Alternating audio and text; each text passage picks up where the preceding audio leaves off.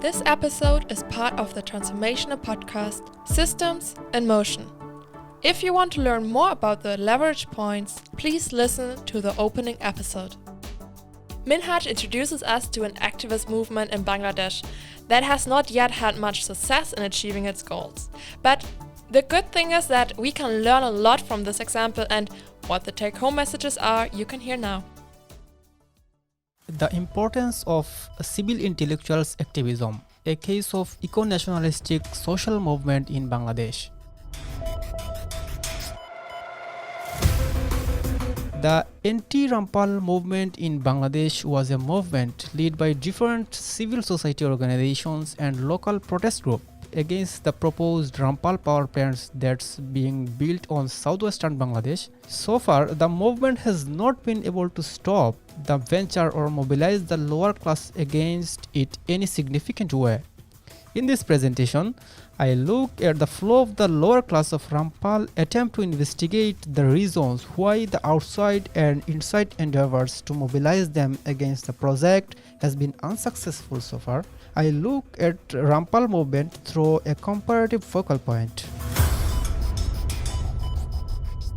I have reviewed a few interviews with key informants and analyzed recordings and other reports put out by the national civil society organizations. I contend from this study that the different components such as the demographic characteristics, the lack of a sense of community and proprietorship, the national political flow and the pro-Rampal promotion campaign have contributed towards the failure of efforts for laborer mobilization within the region. My leverage point is 3 and 4 and 5.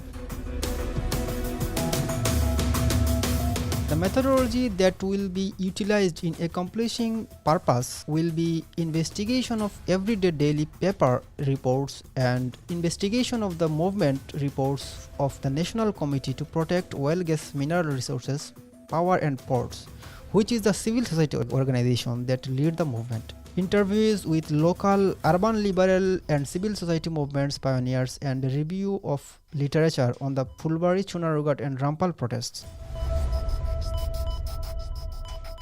The Sundarbans, one of the biggest mangrove forests in the world. This mangrove forest lies on the channel of the three mainstream rivers, the Ganges, the Brahmaputra and the Meghna, on the Bay of Bengal. It is recorded as a World Heritage Site in 1987. Since 2010, the Bangladesh government in association with India has been working to establish a 1320 megawatt coal-fired power station at Rampal Upazila in the Bagharat district of Khunla, Bangladesh. The partnership known as the Bangladesh-India Friendship Power Company constraint includes India's state-owned National Thermal Power Corporation and the Bangladesh Power Development Board. The proposed power plant venture is situated only 14 km north of the world's biggest mangrove forest, the Sundarbans. All things considered, the current Bangladesh government accepted that the proposed plant will be the country's biggest electricity generating power plant, consolidating advanced and effective technology by bringing in coal of high calorific value. The plant is out to import 4.72 million tons of coal per year, which will require around 59 ships, each having 80,000 ton capacity. Environmentalists claim these coal-carrying vehicles are not regularly secured as they scatter large amounts of fly ash, coal dust and sulfur and other harmful chemicals are released through the complete life of the project. They anticipated the plant would discharge various toxic gases such as carbon monoxide, oxides of nitrogen and sulfur dioxide, subsequently putting the surrounding regions and most vitally Sundarban at grave risk.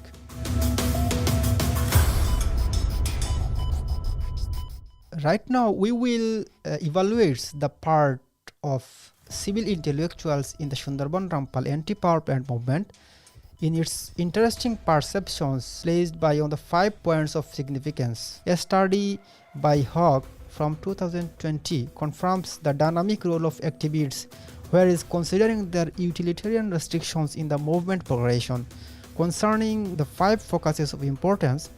So firstly, The research shows the nature of the intellectual activism that creates dissents to the state's sense of governmentality, eventually showed in imposition regarding the issue of executing a coal-fired power plant close to the Sundarbans. It moreover talks about civil intellectuals' utilitarian propensity in conveying counter-discourse, their counter-hegemonic rule towards dictator governments.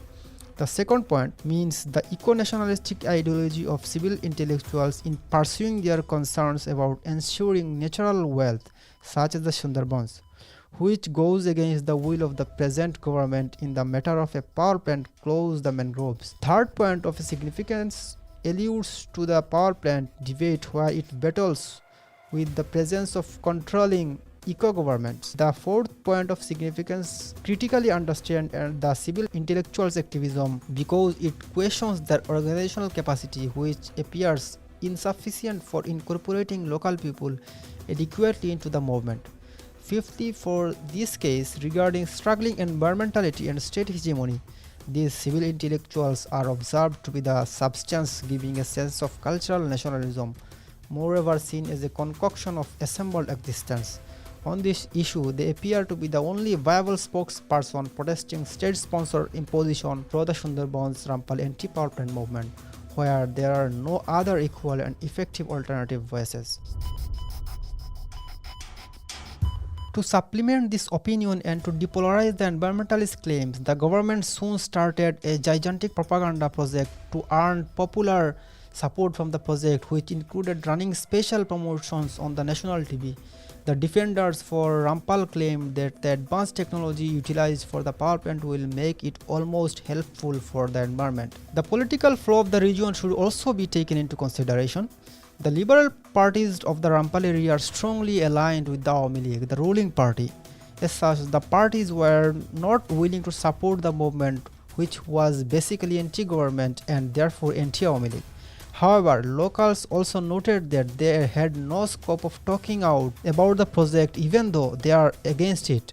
Resistance based upon these claims due to the weakness of the organizational structure of the left parties and the National Committee. On the other hand, the intimidation from the ruling party leaders has constrained the concerned citizens from organizing based upon environmental claims. Here is the leverage point of 5. To synthesize these claims, we can say that the local people did not have sufficient incentive to act upon the environmental claims as the cost of such organization was raised by the intimidation and coercion, and the quick advantage was nearly non-existent and intangible. To sum up, any case of local natural movement gets to be vital due to its organic bond with the worldwide natural movement concerns. Additionally, the recent worldwide determined sensitivity regarding issues for the financial emergency and national resource mobilization are giving the movement's uprisings the exceptional highlights which are particular from the movements that happened in the last century. The regional case like Sundarbans Rampal anti-power plant movement has become special since it's not only being the simple national resource issue but also places significant geopolitical concerns and future potential environmental threats. It connects the dynamic portion of civil intellectuals of Bangladesh who is struggling the intimidation by the government. Through the resistance, they tend to promote an environmental and cultural nationalistic awareness, which indeed has driven them to create a national strike for 8 hours as a protest demonstration just to save the forest.